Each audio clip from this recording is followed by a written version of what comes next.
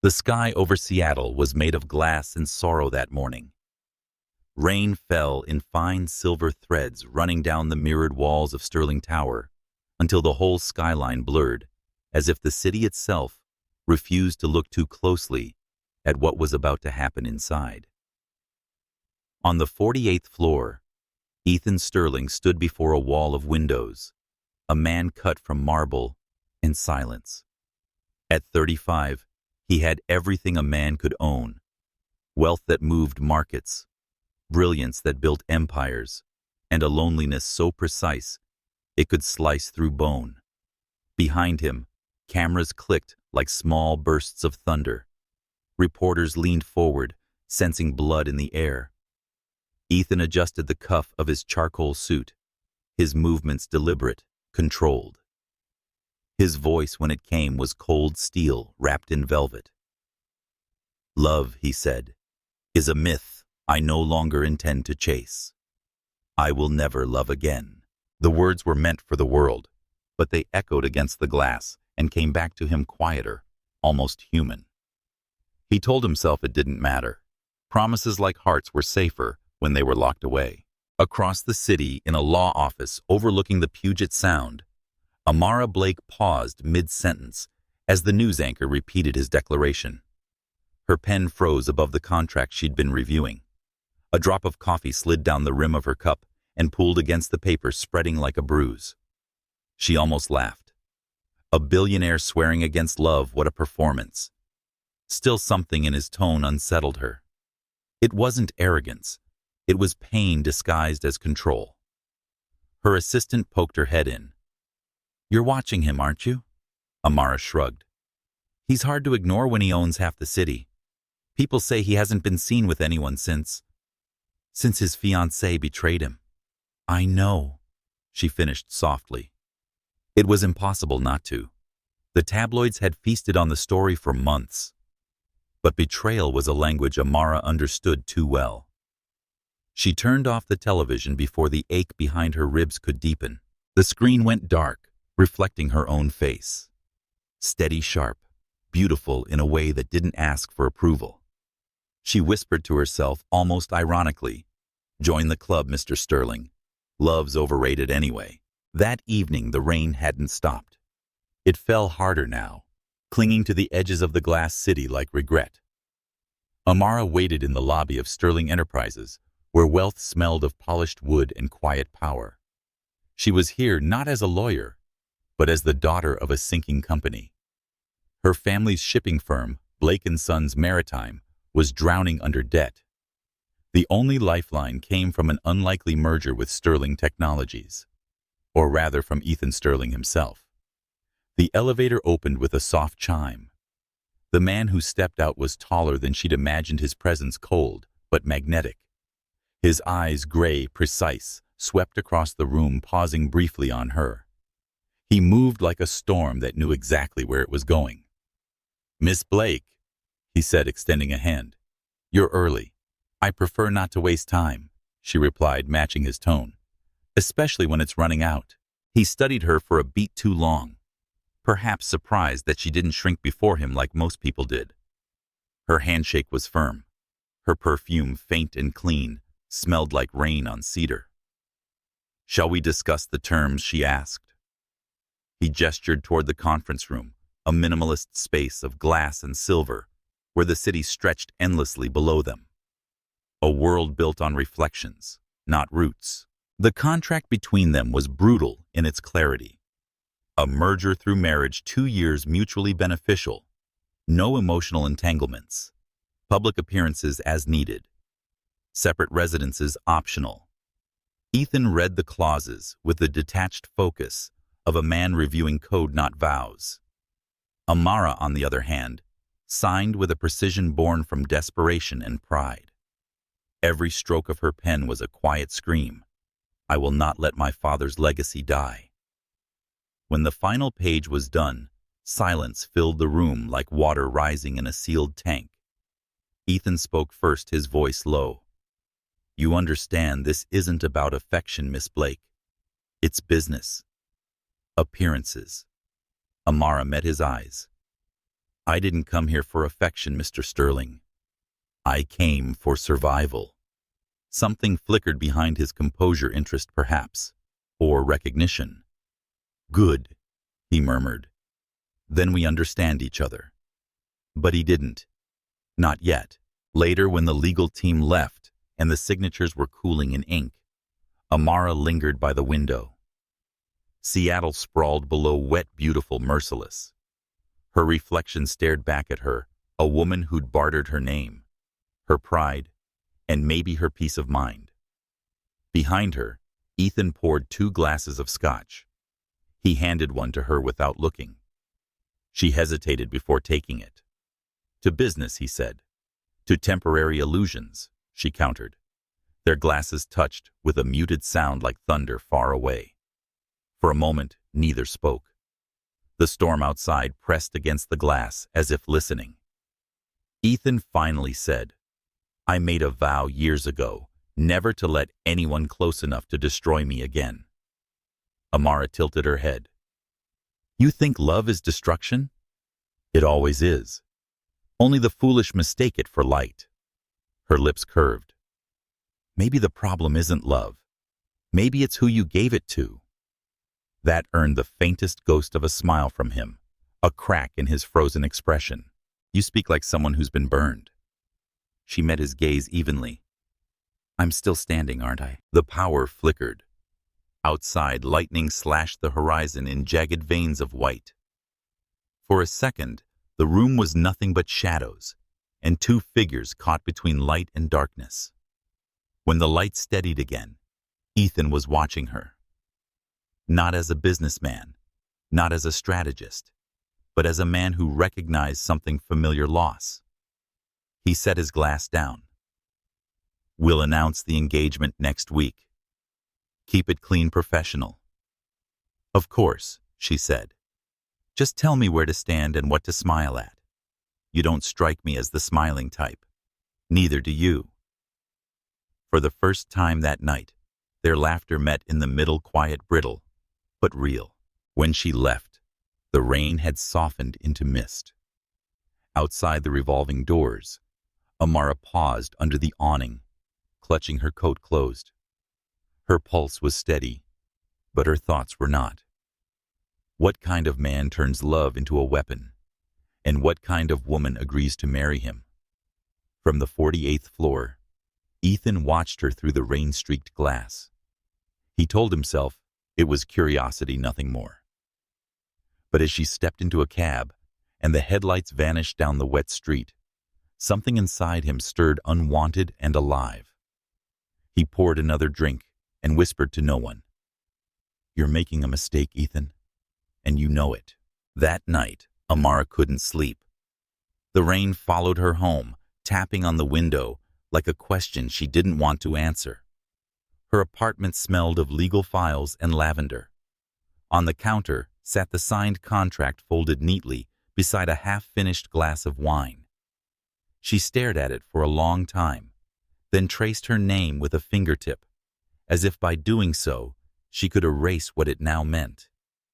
Marriage without love, protection without trust, hope without reason. She closed her eyes and whispered to the dark, I said I wouldn't believe in love again, but I didn't mean I'd stop wanting to. Somewhere across the city, Ethan lay awake in a penthouse that felt colder than usual. He'd built a life made of glass and logic, but tonight even he could feel the hairline cracks spreading across it. The next morning the storm had passed. The streets glittered washed clean, but the air still carried the taste of something electric, the kind of stillness that comes right before a greater storm. In the newspaper the headline read, Sterling and Blake Enterprises announce strategic union, a marriage of power. Amara folded the paper and tucked it into her briefcase. Her reflection in the subway window was calm, unreadable, but her heart drummed like distant thunder. And somewhere beneath all the contracts and caution, she felt it, a dangerous pull toward the man she should never want. The man who'd sworn never to love again. As Ethan's car sliced through the rain-slicked streets that same morning, his driver asked, "Congratulations, sir. Should I send the announcement to the press?" Ethan didn't answer immediately. He was watching the sky, a smear of gray and silver, restless as his thoughts. Finally, he said quietly, "Do it." But as the city blurred past, he caught his own reflection in the window, and the faintest tremor of doubt crossed his face. Because somewhere deep inside, a voice he'd buried long ago whispered, "You can promise the world anything, Ethan Sterling, but you can't promise your heart to stay silent forever." The rain began again, softer this time, as if blessing something neither of them could name. And far below the tower, in the pulse of the city, two lives that had vowed never to love again were already on a collision course neither could avoid. The church smelled of rain and candle wax. Outside, the storm had paused just long enough for the ceremony, a brief truce between heaven and earth.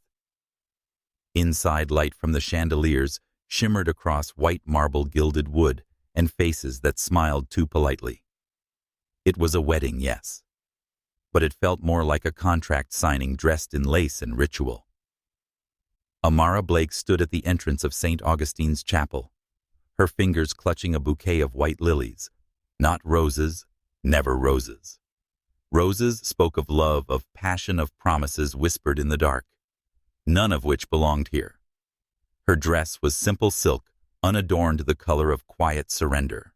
When the organ began its solemn melody, she took her first step down the aisle, each echo of her heels on stone, a heartbeat she didn't feel. At the altar, Ethan Sterling waited, tall, impeccable, distant. His posture betrayed no emotion, but his eyes followed her with unnerving precision. The world saw a composed billionaire sealing another strategic alliance. Only Amara noticed the faint tension in his jaw, the smallest, most human trace of hesitation. The ceremony began. Vows were spoken. Voices, steady faces carved from restraint. When the priest asked if they took each other in love and faith, neither flinched, but both hesitated for the briefest breath, just long enough for anyone watching closely to sense the fracture between what was said and what was meant. "Do you, Ethan Sterling, take Amara Blake to be your lawfully wedded wife?" "I do," he said, the words tasting foreign in his mouth. "Do you, Amara Blake, take Ethan Sterling?" "I do," she interrupted gently before the question could finish. Her tone was calm, but inside something trembled. Maybe it was relief. Maybe regret. When he slid the ring onto her finger, it felt cold, not from the metal, but from the way he avoided her eyes. To everyone else, it looked like precision. To her, it was distance measured in silence. After the applause, after the handshakes and photographs, after the champagne flutes clinked like tiny artificial chimes, the couple stood side by side beneath a cascade of camera flashes. Amara's smile was the kind that looked perfect from far away. Ethan's hand rested lightly on her back, a gesture rehearsed for the cameras, yet so carefully polite, it hurt. A journalist shouted from the crowd, "Mr. Sterling, how does it feel to find love again?" Laughter rippled through the guests, awkward and expectant. Ethan didn't blink. "This marriage," he said evenly, "is built on mutual respect and shared purpose." I couldn't ask for more. The answer was flawless, empty. But when Amara turned her head slightly, their eyes met and she saw it. A flicker.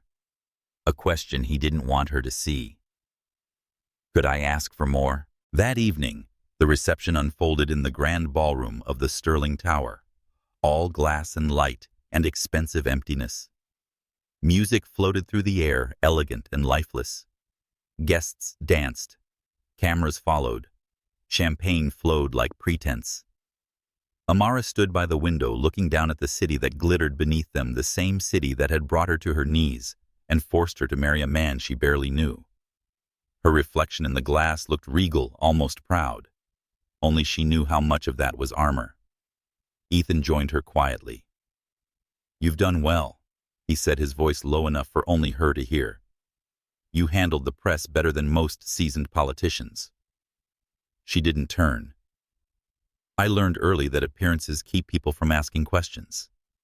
His gaze softened for a fraction. "You sound like me." "I hope not," she said. A pause stretched between them, too long, too fragile. Then he added, "If it's any comfort, this arrangement protects us both. It gives the world what it wants to see." She finally turned to face him, her expression unreadable. "And what do you want to see, Ethan?" He hesitated. "Control." "Then you've already lost," she said quietly, "because control doesn't exist when another heartbeat stands beside yours." Her words unsettled him more than he let show. He turned away, his reflection now framed beside hers, two figures in glass standing together yet oceans apart. The night ended with a toast neither of them drank. When the last guest left, when the last flash faded, Ethan loosened his tie and looked around the empty ballroom, the gold, the grandeur, the hollowness of it all. Amara had already disappeared upstairs to the penthouse suite prepared for them. A marriage bed, untouched and impersonal, awaited. He told himself he'd stay in his study instead. But when he entered the suite to retrieve some papers, he stopped. She was standing by the window again, her hair let down her bare shoulders, lit softly by the city's reflection. The rain had returned, sliding down the glass behind her. She looked like a painting, beautiful and unreachable. "I didn't hear you come in," she said without turning. "I wasn't planning to stay." "Neither was I," she murmured, setting down her wine glass. "But I didn't know where else to go." He almost smiled, almost. "You're in your own home now." "That's funny," she said, finally facing him. "It doesn't feel like mine." Something in her voice, that quiet exhaustion, disarmed him. He walked closer, his footsteps muffled by the carpet, until he stood beside her. For a moment, they both stared out into the wet city. Seattle shimmered, every window a fragment of light, every drop of rain a memory neither wanted to touch. "Tell me," she said softly, "why did you really agree to this?" Ethan's fingers tightened on the folder he was holding. "Because I don't believe in love, but I do believe in loyalty. Business thrives on that." She studied him for a long moment, then said, "Loyalty without love is just fear wearing a suit." That landed like a truth he didn't want to admit. He looked away. "You think love fixes things?" "No," she said. "It breaks everything. But at least it makes you feel alive first." They fell into silence. The rain pressed harder against the windows. When a gust of wind made the glass tremble, she shivered. Without thinking, Ethan reached for the coat draped on the chair and placed it gently over her shoulders. It was a small gesture, the kind that should have meant nothing. But Amara froze, caught off guard by the warmth of it. "Thank you," she whispered.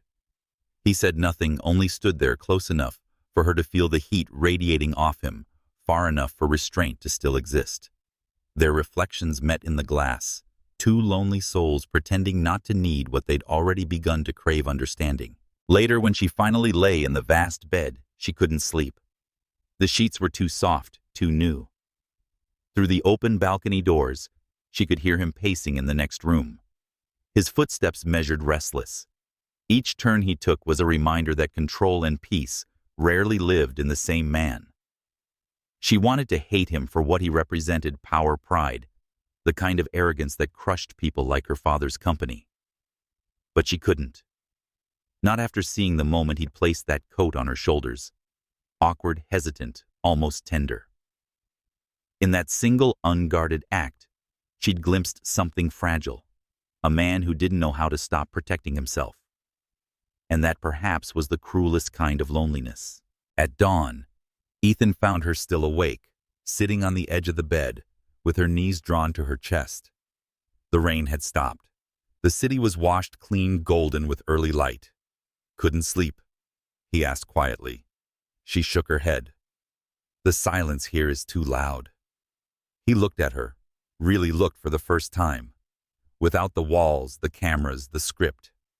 Her eyes were tired but steady, reflecting everything she'd survived. "You'll get used to it," he said almost kindly, but she smiled faintly. "I hope not." He lingered in the doorway a moment longer, as if wanting to say something, but he didn't. Instead, he nodded once and left. The door closed softly behind him, but not softly enough to drown the thought that echoed in both their minds. Maybe this marriage wasn't the end of something, but the beginning of a storm they didn't yet understand. As sunlight crept across the glass, Amara touched the ring on her finger. It caught the morning light, a cold shimmer of gold that looked nothing like love. But somewhere deep inside her chest, beneath the layers of logic and caution, a single fragile truth stirred. Even the coldest vows she thought can melt in the right rain. Outside, a new day began, bright, deceptive, and full of quiet promises. The first month passed like a long, muted echo. Their marriage, public, perfect, practical, looked seamless from the outside. Inside the penthouse that overlooked the gray sprawl of Seattle, the silence between Ethan Sterling and Amara Blake became a third presence, breathing softly in the spaces neither dared to fill. Each morning began with routine precision coffee headlines, polite nods. Each evening ended the same way, two people dining across a table far too large for conversation. Ethan read reports while she toyed with her wine. She sometimes imagined the sound of his voice, something ordinary, something unguarded. But he spoke mostly in statements, never confessions, never questions. And so she began to answer him in wit, in irony, in defiance. Because if she couldn't reach him through warmth, she would at least make him feel something. One night over dinner, she broke the silence first. "Does it exhaust you?" she asked, "to live every day as though it's a press conference?" He looked up from his laptop, one brow raised. "Does it exhaust you to turn every question into a challenge? Only when the answers are predictable," she said. He exhaled, closed the laptop. "You're sharp, Miss Blake." "It's Mrs. Sterling," she corrected lightly. "At least for the next 2 years." The flicker of a smile ghosted across his mouth. "Right. Contractual formality." "Of course," she replied, but the words tasted bitter. There was something infuriating about his calm, the way emotion never seemed to reach his voice. And yet, beneath that restraint, she sensed something trembling, like a wire stretched too tight. Later that night, Amara wandered through the apartment, unable to sleep. The rain had returned, tracing silver veins down the tall windows. She stopped in the living room, where the city lights reflected on the glass like constellations trapped under water. Behind her, soft footsteps approached. Ethan's voice came from the shadows, low, unguarded. "You're awake." "So are you," she said without turning. "Old habit," he murmured. "I work better when the world is quiet, or when no one's watching." He didn't answer. The silence stretched thin between them, fragile as spun glass. Finally, she faced him. "Tell me something, Ethan. Do you ever get tired of pretending you don't feel anything?" His jaw tightened. "Feelings cloud judgment." Maybe, she said softly, "but judgment can't hold you when you're alone." The words landed between them heavier than either expected. He looked at her then, not with anger, but with something else. Weariness. The kind that comes from carrying too much for too long. He poured himself a drink and crossed to the window. The reflection in the glass split his face into halves, one calm, one broken. "You think I don't know loneliness?" he said finally. "You think I haven't felt it crawl into bed with me every night for years?" Amara's breath caught. She hadn't expected him to answer. "Then why build all this?" she asked quietly. "The walls, the rules, the distance." He stared out at the rain. "Because when you lose everything, once you start counting the ways it could happen again." Love isn't lost by default, she said. Isn't it? His tone was flat, but his hand trembled slightly against the glass. When you love someone, you give them the map to your weak spots. And if they decide to leave, they don't just walk away, they take parts of you with them. He turned to her, then eyes gray and sharp under the dim light. I've been hollow once, Amara. I won't let it happen again. For a long moment, neither spoke. The air between them pulsed with something raw, fear, recognition, longing, all tangled into one silent truth. They were both terrified of needing someone. Days slipped into weeks. In public, they were flawless. Amara accompanied Ethan to charity galas, board meetings, dinners where every smile was strategy. They moved like choreography, polished, synchronized, untouchable. But beneath the surface, a different rhythm grew. Small things, barely noticeable at first. He began leaving her favorite tea on the counter in the mornings. She started waiting for him to come home before she ate. Once, when she laughed at something he said, really laughed, he froze, as though the sound was something holy he wasn't sure he deserved to hear.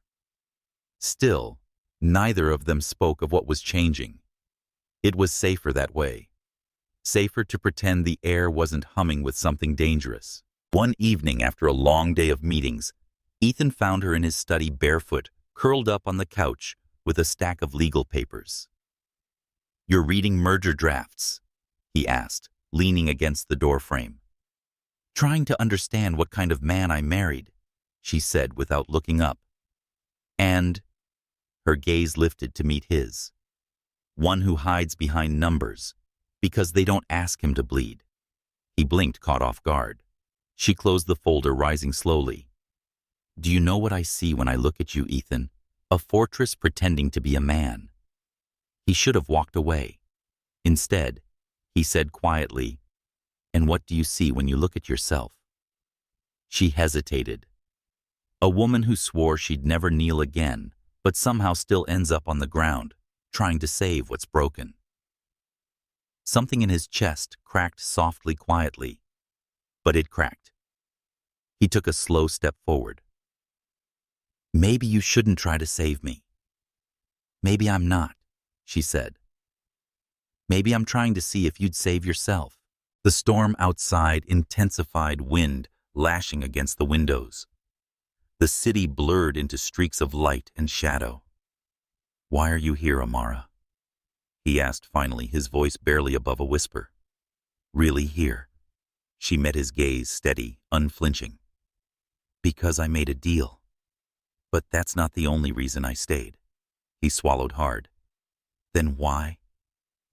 "Because somewhere behind all these walls, I think there's still a man who remembers what it's like to be human." He stared at her for a long time, unable to speak. For the first time in years, he didn't know what to do with the quiet.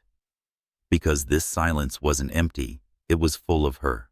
Later, when the rain had softened, they found themselves standing side by the window again. Neither reached for the other, but the air between them was alive, breathing, pulsing, waiting. "Do you ever wonder," she said softly, "what it would feel like to stop being afraid?" He didn't answer right away. His reflection looked like a man made of glass, afraid of breaking, but desperate to be touched. "I'm not afraid of love," he said finally. "I'm afraid of losing myself in it." She turned her head toward him. "Maybe that's the point." He looked at her, then really looked beyond the poised elegance, beyond the practiced calm. He saw the truth he'd been avoiding since the day she walked into his office. She was the mirror he didn't want but needed. For the first time, Ethan Sterling smiled, small, weary, real. And in that fragile expression, something shifted. The walls didn't crumble, not yet, but they cracked enough for the light to slip through. That night, when he passed her in the hallway, their shoulders brushed. It was nothing, an accident, a flicker. But the spark that followed lingered longer than it should have. She didn't look back yet. Her voice carried behind her like a promise. "Good night, Ethan." He watched her disappear into the darkened corridor, the echo of her footsteps fading like a heartbeat down the hall. And for the first time in years, the man who built walls around everything he loved realized the truth he'd been avoiding since the rain-soaked day she entered his life. Sometimes it's not love that destroys you. It's the fear of it. He stood there for a long moment, listening to the quiet hum of the city below. Then he whispered into the silence as though confessing to the night itself, "Maybe. I don't want to be afraid anymore." Outside, the rain began again, soft, hesitant like an answer.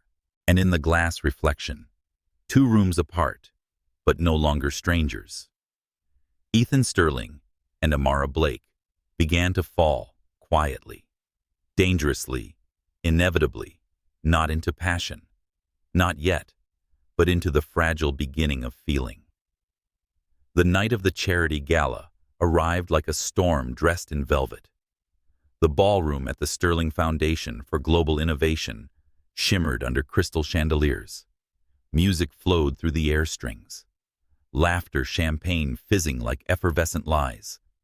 Seattle's elite moved through the room in sequined waves, whispering about alliances, fortunes, scandals.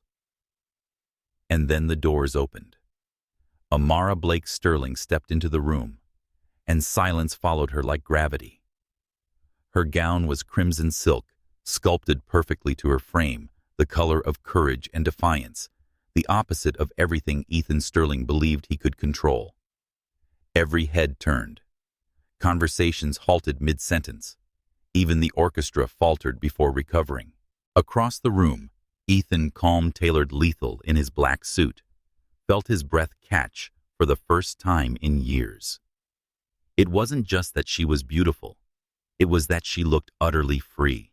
Their marriage had been built on order, on rules and distance. But tonight, under the glimmer of chandeliers, she was chaos incarnate, alive. Laughing softly as she greeted donors, the red of her dress cutting through the sea of black and silver, like a flame daring the frost to touch it. He told himself to look away. He didn't. He watched her move through the crowd, graceful but grounded, her smile poised yet not false. The kind of smile that revealed nothing and suggested everything. And when their eyes met across the ballroom, for one dizzying second, the world blurred into color and silence. When she finally reached him, Amara tilted her head slightly. "You didn't tell me I'd be the entertainment tonight." He straightened his tie, deflecting. "I didn't realize I had to warn you that you'd steal the room." Her lips curved a small, knowing smile. "You say that like it bothers you." "It doesn't." His gaze dropped briefly, unintentionally, to the delicate line of her collarbone. "It just surprises me. You don't strike me as a man who likes surprises." "I don't," he admitted. "They make me lose control." "Maybe that's not such a bad thing," she said quietly. Her words brushed against him like the edge of a flame, gentle, dangerous, impossible to ignore. Later, when the music shifted to something slower, the host approached them with a grin. "Mr. and Mrs. Sterling, the guests are requesting a dance from our favorite couple." Ethan's pulse jumped. He almost refused, but Amara extended her hand before he could. "Don't worry," she said, eyes glinting. "It's just a dance." He hesitated only a moment before taking her hand. Her skin was warm, too warm. Or maybe his was too cold. They stepped onto the floor, moving beneath the golden light. The first notes of a slow waltz filled the air. His palm found the curve of her back. Her other hand rested lightly on his shoulder. The room faded. For everyone watching it was a perfect dance, graceful, poised. For them, it was something else entirely, a silent conversation between two people who'd spent months pretending not to feel. "You look—" He stopped himself before the word could escape. "Careful," she murmured. "You might accidentally sound sincere." He exhaled through a faint smile. You enjoy testing me, only because you keep pretending you're unshakable. He turned her effortlessly in time with the music, the scent of her perfume lingering between them. I'm not pretending, he said. Then what are you doing? He looked down at her eyes, dark, unreadable. Surviving. Her gaze softened. You call this survival?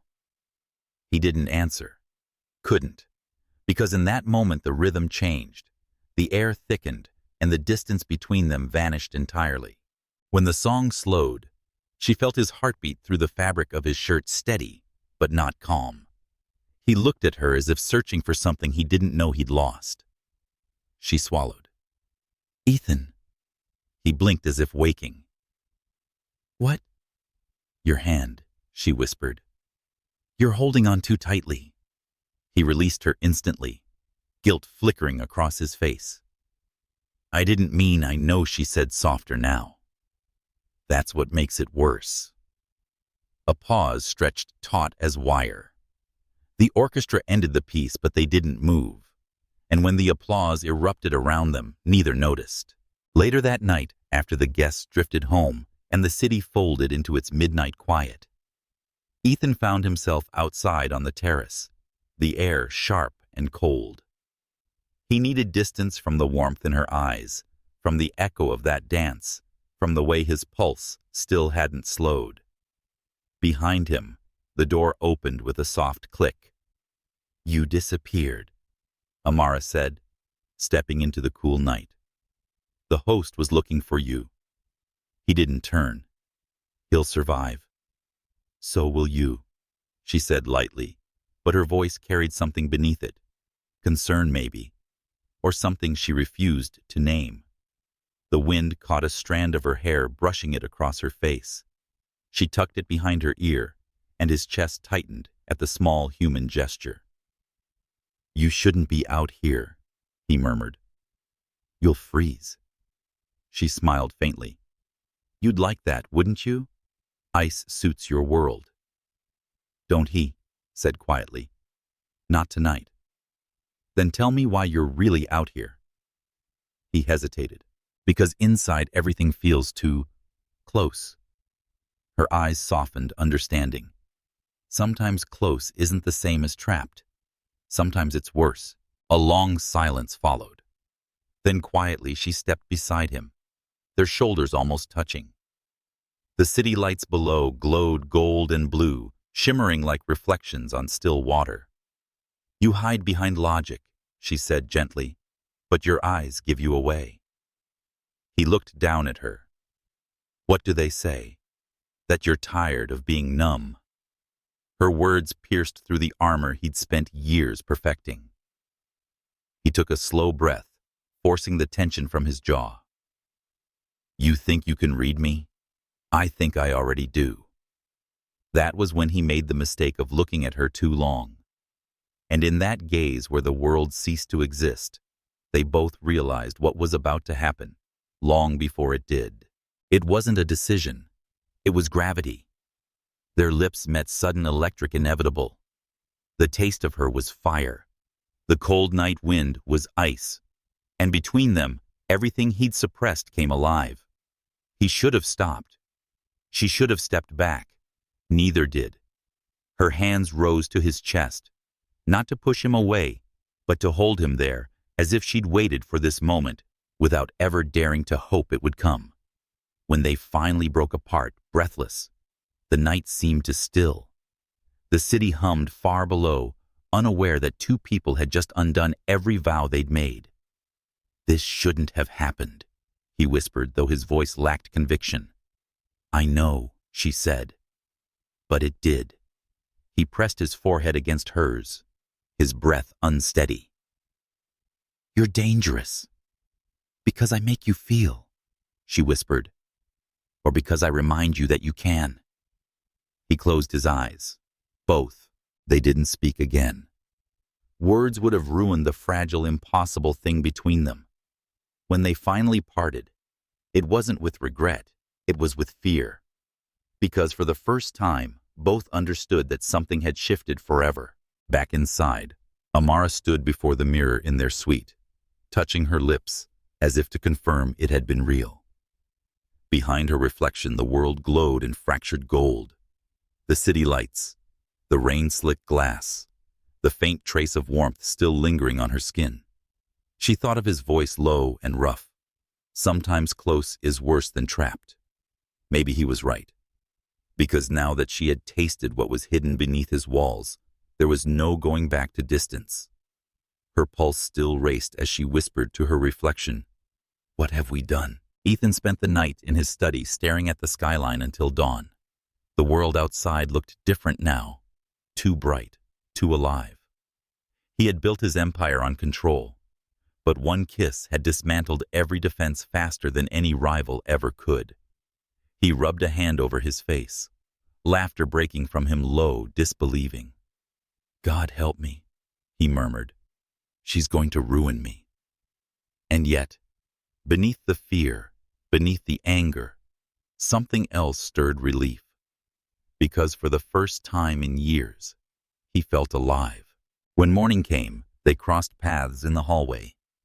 Neither spoke of the night before, but the silence between them had changed, no longer empty, no longer safe. Their eyes met briefly. His looked like winter trying to remember spring. Hers like fire learning how not to burn everything it touched. And as she passed him, Amara whispered under her breath, soft, certain, dangerous enough to echo in him all day. "You can't unfeel what's real, Ethan." He didn't turn, didn't answer. But his hand resting against the glass wall beside him trembled once before going still. Outside, the first rays of morning sliced through the gray. Inside, two people who'd sworn never to love again stood on opposite sides of the same invisible line, each pretending the night hadn't changed them, each knowing it already had. Because sometimes the most dangerous fire is the one that melts the ice you built to survive. The storm came without warning, not from the sky, but from the boardroom. By mid-afternoon, headlines screamed across financial networks, Ren Maritime faces, hostile takeover. Blake Industries under threat. Sterling's wife caught in corporate crossfire. The city devoured scandals, and this one tasted exquisite. The billionaire's wife in jeopardy, her company bleeding her reputation on trial. And in the middle of it all stood Amara, composed as ever, though her hands trembled when no one was watching. The takeover wasn't random. It was revenge. The same rival conglomerate Ethan had crushed years ago was coming back through her, using her father's failing firm as leverage. And Ethan knew it. He saw the trap long before she did. When he entered her office that night, the lights of Seattle flickered across the glass walls, painting her silhouette in gold and shadow. She didn't look up. "I told you not to come," she said softly, flipping through pages she could no longer read. "I don't take orders from you," Ethan replied, but his tone lacked its usual steel. "They're moving faster than we thought. By morning, they'll have majority shares unless someone blocks the acquisition." She turned, then eyes, fierce, voice low. "And you plan to save me." "This isn't about saving," he said. "It's about survival. Who's mine or yours?" He didn't answer. He just looked at her, really looked, and saw the woman beneath the sharp suit and steady voice, a daughter still fighting her father's ghost, a woman trying to hold her world together with bare hands. "I can stop them," he said finally, "but it will cost me everything I built." Hours later in the penthouse, thunder rolled over the city like a warning. Rain clawed at the windows. Ethan sat before the fireplace, staring into the flames, while Amara paced behind him. "You can't do this," she said. "You can't risk Sterling Technologies for my company. It's suicide." He didn't look away from the fire. "You think I care about that now?" "You should." Her voice cracked, desperate. "This isn't nobility, Ethan. It's madness." He rose slowly, turning toward her. "It's loyalty. To what she demanded. To a contract that expires in 6 months." His jaw tightened. To you. The word hung in the air, raw, trembling alive. And for the first time, Amara had no answer. When she finally found her voice, it was barely a whisper. Why are you doing this? He took a step closer, rainlight glinting in his eyes. Because I can't stand there and watch you drown when I have the power to pull you out. You'll lose everything. Maybe that's the point, he said. Maybe I need to know what it feels like to fight for something that isn't measured in profit or power.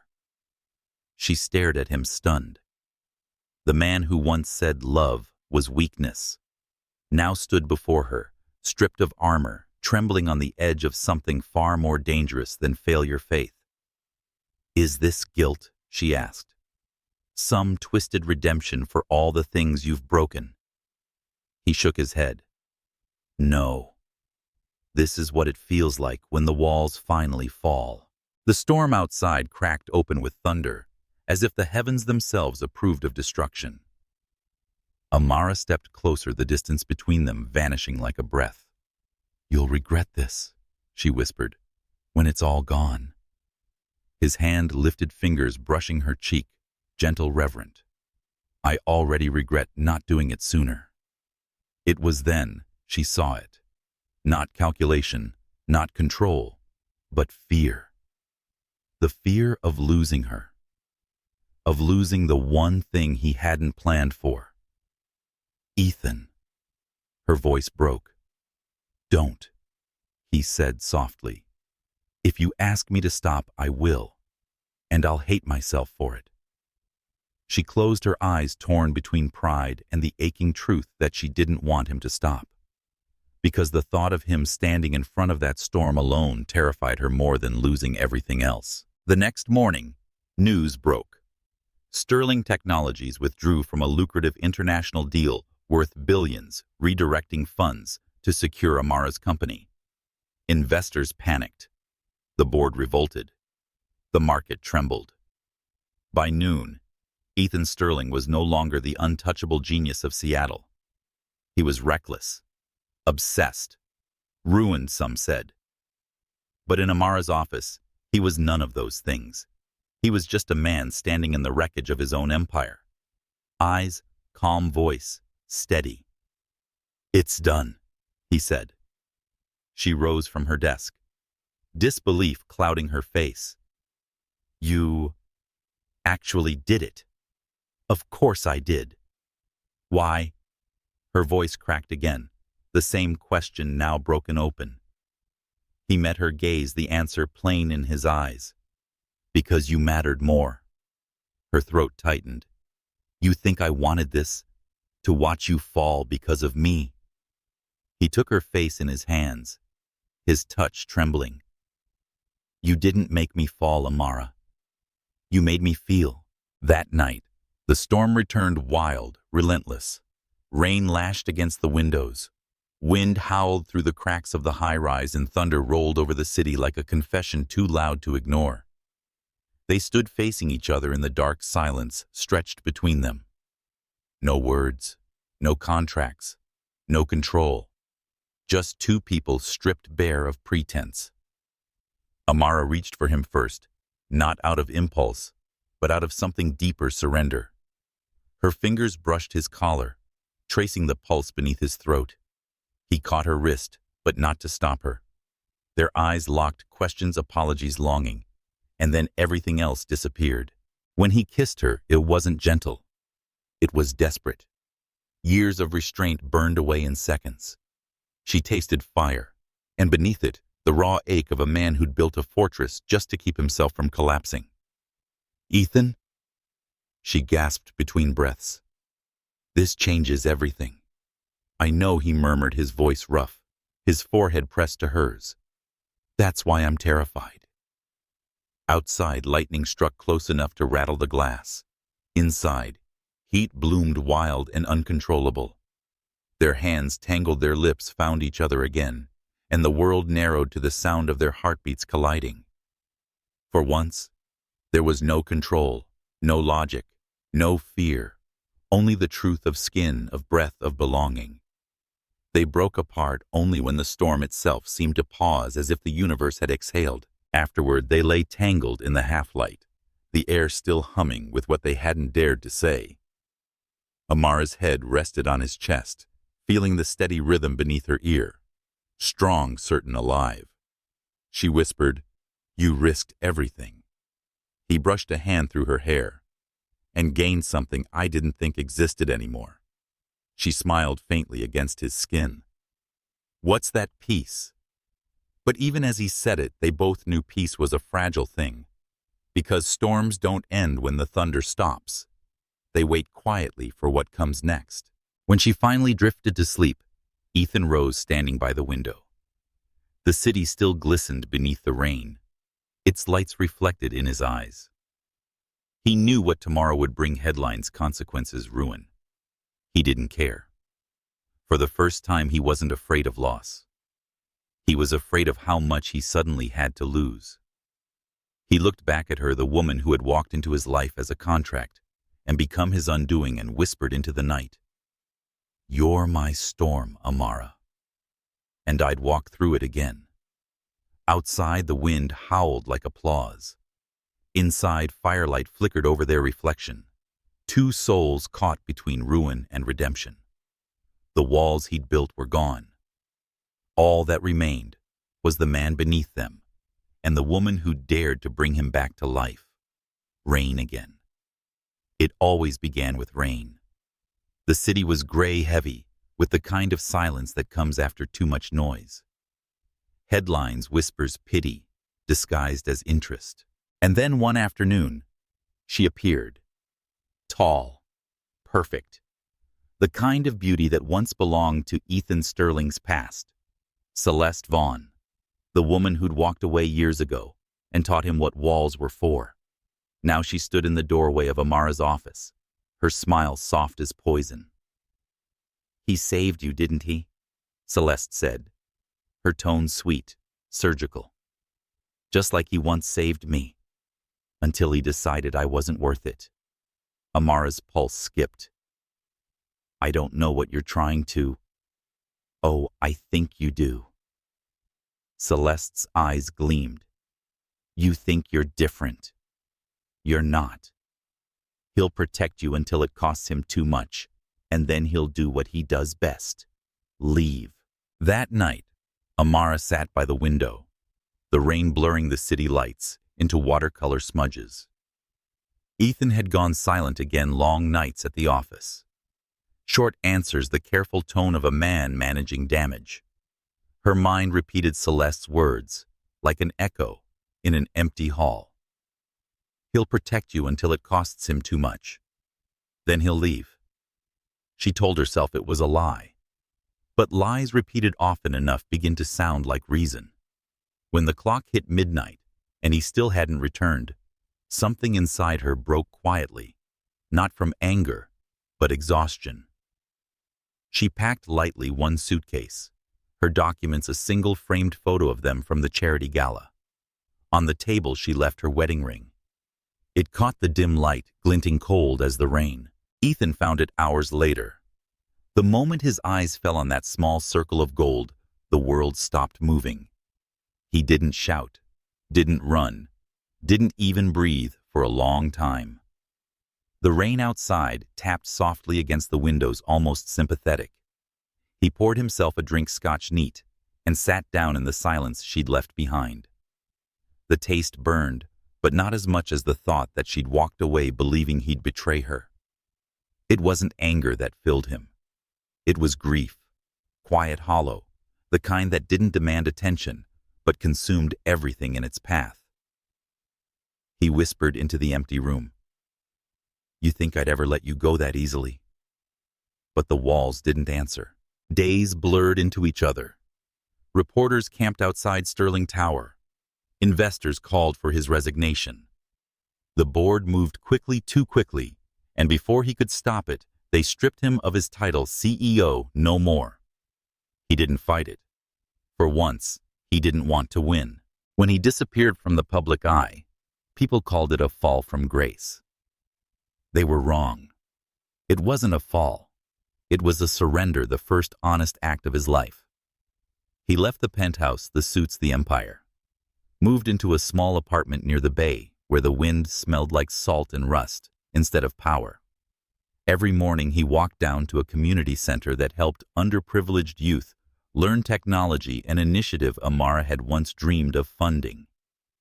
The first time he stood in that classroom, surrounded by rows of broken computers and curious eyes, he felt something he hadn't in years: useful. He stayed, day after day, fixing circuits, teaching code, listening instead of commanding.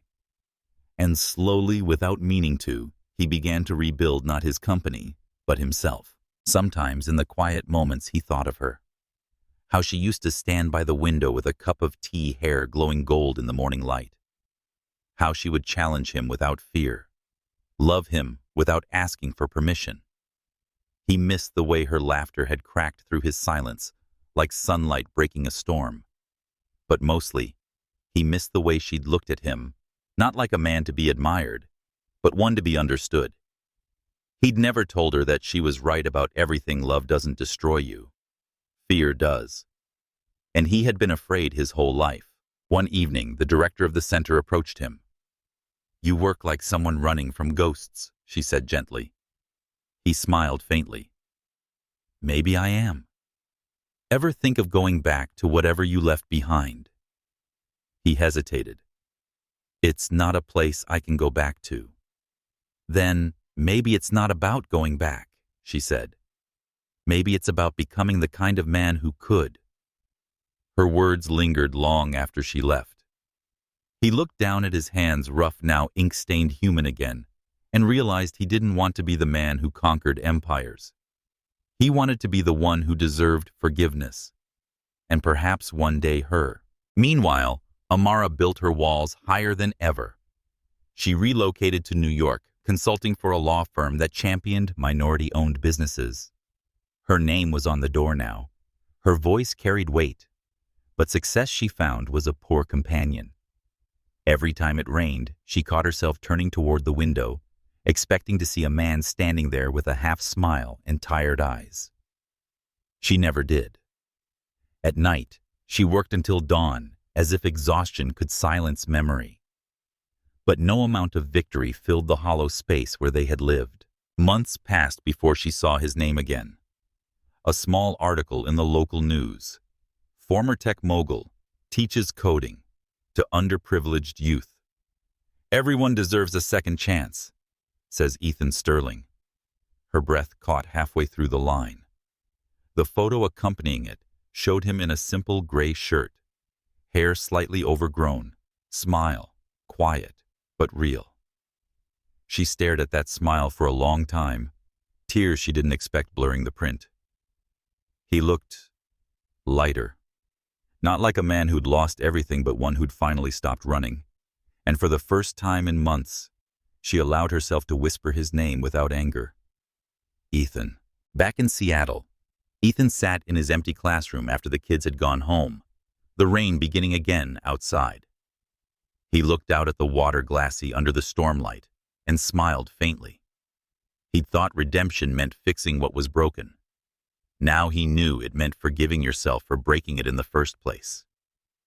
He closed his eyes and whispered softly, "I'm sorry, Amara.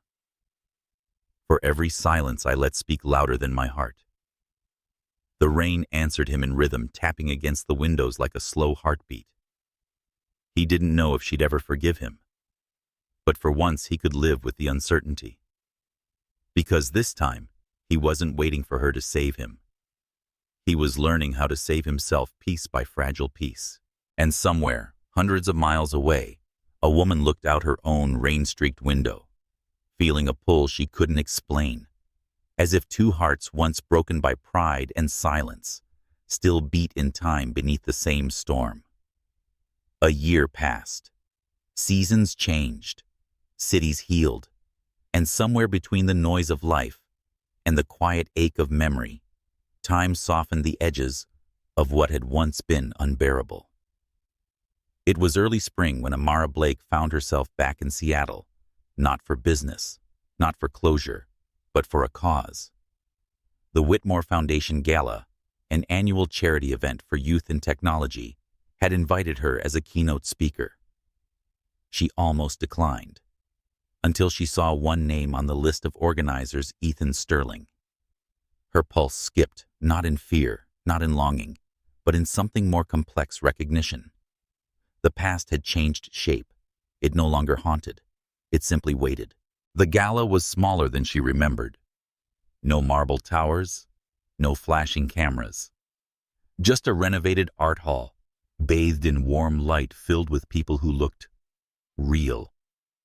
Children displayed projects they'd built, coding robots, from scrap parts, solar panels from old circuit boards. The air smelled of coffee solder and something purer hope. When Ethan appeared on stage, she almost didn't recognize him. Gone was the sharp-suited billionaire with the jaw set in marble.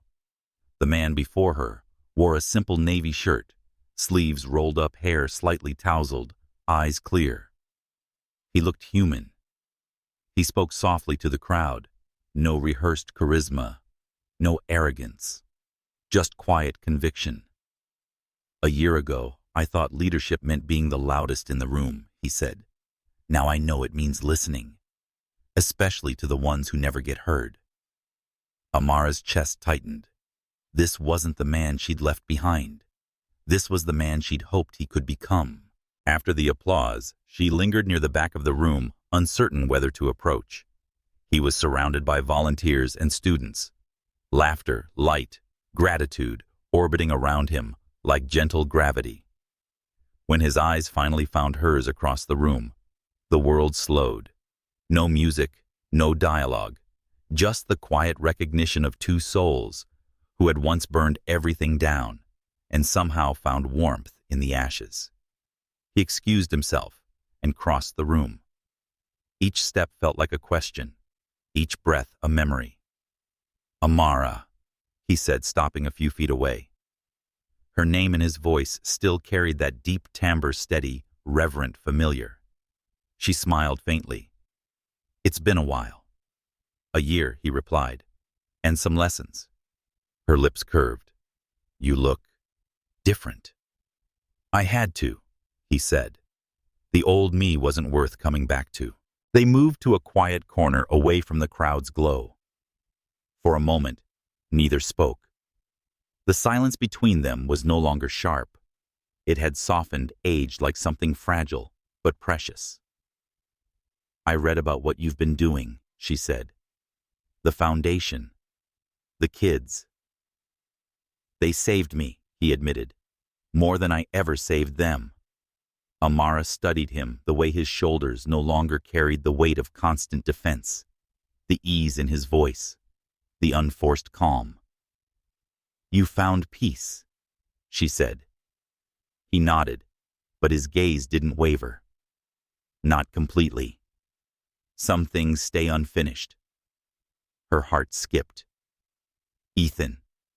He shook his head gently. "Don't worry. I didn't bring you here to ask for forgiveness.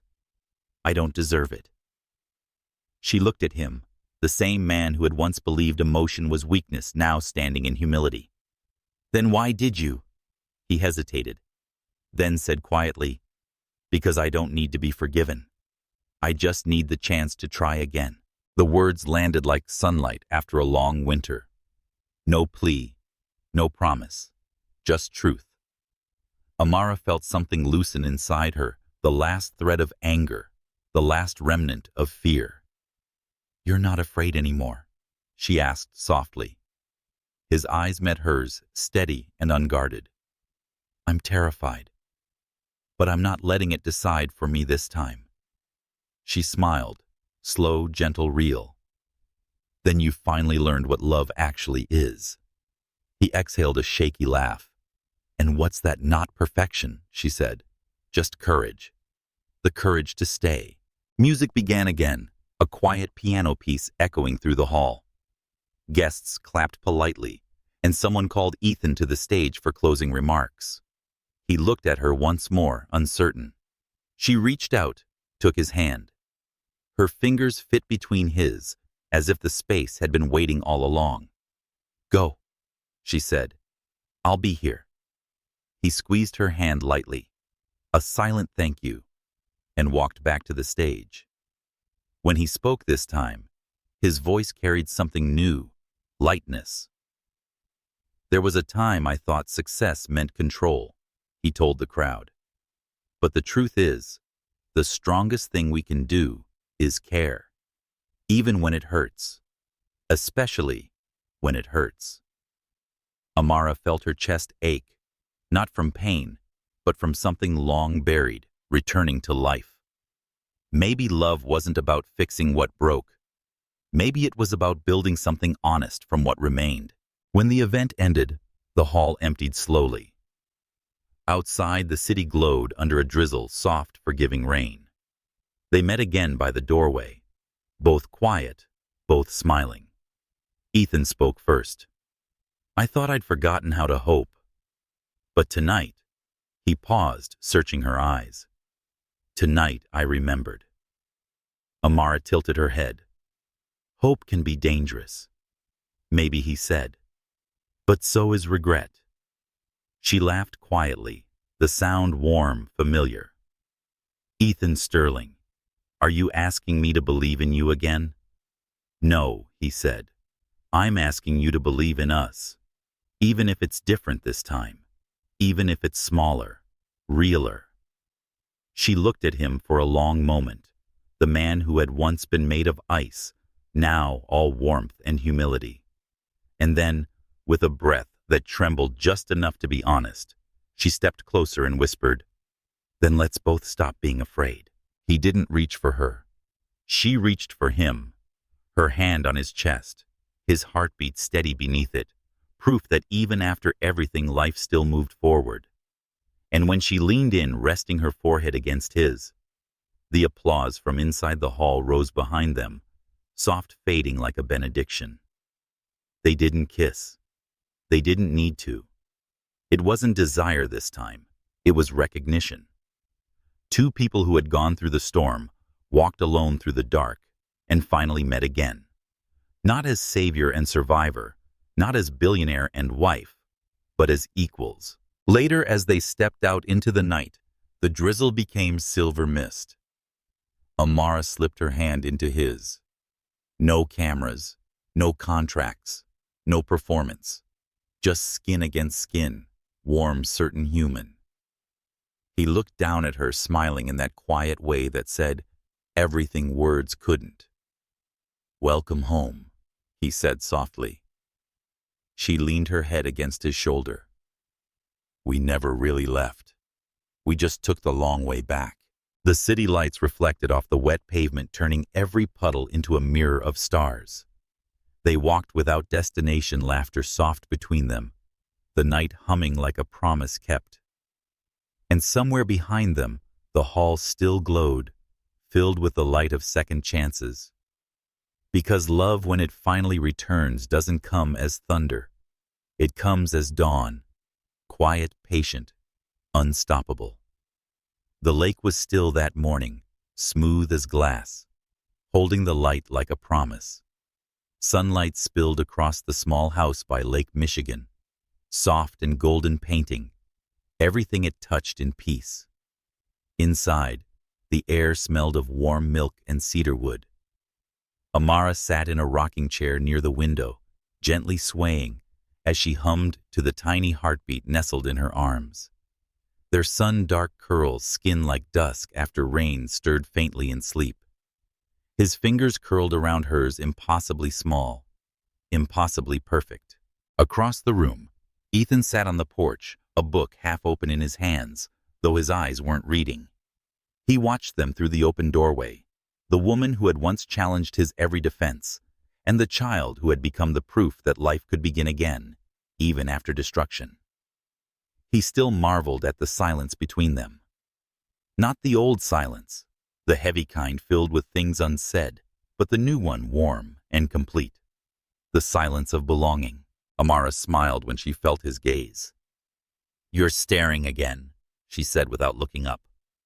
Ethan leaned against the doorframe, a faint grin ghosting across his lips. You make it hard not to. She rolled her eyes playfully. Flattery before noon. You're getting soft. Maybe I finally understand what softness is for. She looked at him, then really looked, and saw the peace he carried now. The sharpness had faded from his voice, the constant weight from his shoulders. He wasn't the man of glass and steel anymore. He was flesh breath and quiet laughter. You know, she said, rocking gently, I used to think love was a risk. He stepped closer, his voice a low murmur. And now, she lifted her eyes to him, the same eyes that once blazed with defiance, now luminous with calm. Now I think not loving at all was the real danger. He knelt beside her, resting a hand on the armrest of the chair. The morning light caught in her hair, and for a moment, he couldn't tell where sunlight ended and she began. I spent years trying to build something indestructible, he said quietly. But it turns out the most beautiful things are the ones that can break. She smiled softly. That's because when they do, they let the light in. Their son stirred, then letting out a small sigh that made them both laugh under their breath. Ethan reached out, brushing the baby's cheek with a tenderness that would have startled the man he once was. Look at him, he whispered. Proof that some endings are really beginnings. Amara nodded. He's our second chance made real. They sat together like that. No urgency, no masks, just the rhythm of the rocking chair and the heartbeat of a home. Outside the lake glimmered sunlight rippling across its surface like scattered gold. It had taken them years to get here, through storms, through silence, through the ache of letting go. But now, in this small sunlit room, the past no longer hurt. It had simply become part of the foundation. I used to think forgiveness was about erasing what happened, Ethan said suddenly. It's not, she replied. It's remembering without pain. He looked at her eyes, warm with gratitude. You always did understand things before I did. She laughed quietly. You're just slower. He smiled, that real, unguarded smile that she had once thought she'd never see again. Maybe. But I finally caught up. Later, when the baby was asleep, they walked outside. The air was crisp, the lake stretching endless and blue before them. Amara slipped her hand into his, the same gesture she had made that night at the charity gala when everything began again. For a moment, neither spoke. They didn't need to. The breeze carried the scent of pine and water. Birds called faintly across the distance. Do you ever think, she asked, about how different everything could have been if we hadn't met again? Ethan considered. Sometimes. But then I realize, maybe we had to lose each other to understand what love really is. She nodded slowly, eyes glistening. Maybe we did. He squeezed her hand, then whispered, and maybe every storm was just leading us back here. As they reached the edge of the pier, their reflections rippled in the water. Two figures side by side, blurred by light. Ethan looked at the lake, then at her. Do you remember what you told me once? That love was a risk. I remember, she said softly. Well, he said, smiling, I finally agree with you. She raised an eyebrow. Which part? He took a breath, his voice tender. That it's the only risk worth taking. She leaned against him, her head resting on his shoulder. Then, don't let us forget that. Never, he promised. Not even when it rains. The sun climbed higher, casting a golden trail across the lake. Somewhere inside, their child stirred again, his laughter echoing faintly through the open window. Small, bright, unbroken. They turned back toward the house, hand in hand, framed by the light. No grand words, no grand gestures, just the quiet certainty of two hearts that had finally found their way home. And as they walked, Amara thought, love isn't something we find. It's something we learn after losing everything else. She smiled at the thought, not with triumph, but with peace. That evening, when the last of the light slipped below the horizon, Ethan sat on the porch, the baby asleep once more, Amara curled beside him. The lake mirrored the sky, calm, endless, forgiving. He whispered, "We made it." She tilted her head toward him. "We started over." He smiled. "And this time, we don't have to be perfect." "No," she said, "just honest." They sat there until the stars appeared, reflections scattered across both sky and water. No contracts, no conditions, just the slow, beautiful truth that love once broken could still bloom again. And from somewhere deep within the stillness, the world seemed to whisper back, "Every heart deserves its dawn." Love isn't something we find. It's something we learn after losing it once. And sometimes, the greatest miracle isn't falling in love. It's finding the courage to begin again. If this story made you smile, share it. Somewhere out there, someone might need a small reason to believe again.